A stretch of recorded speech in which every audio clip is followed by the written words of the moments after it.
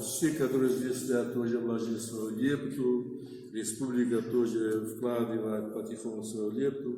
Но мы от имени прихожан скажу нашему уважаемому президенту огромное спасибо за его заботу, потому что подписать такой указ тоже не каждому подписывают. Я буду очень рад в ближайшее время, как мне удастся поехать в Владикавказ, я обязательно поеду к нему в кабинет, попрошу кружку чая, кофе и скажу ему огромное спасибо за дальновидность, за то, что он действительно оценил.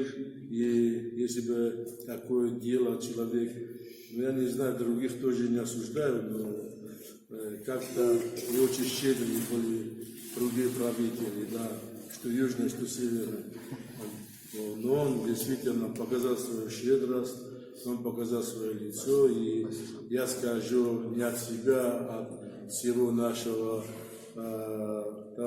народа, который в Москве живет, потому что это награда, не только моя, это награда и ваша, и всего прихожан, потому и от имени всех прихожан, и от себя, и сердечно поздравляю тоже его сегодняшним великим праздником, и желаю вам Божьей помощи, милости, духовной мудрости.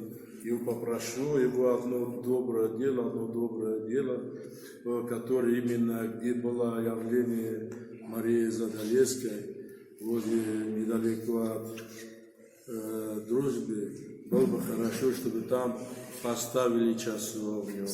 Если этого дела сделать, то нужно будет делать еще и второй раз и третий раз. Огромное спасибо нашему президенту, храни его Господь.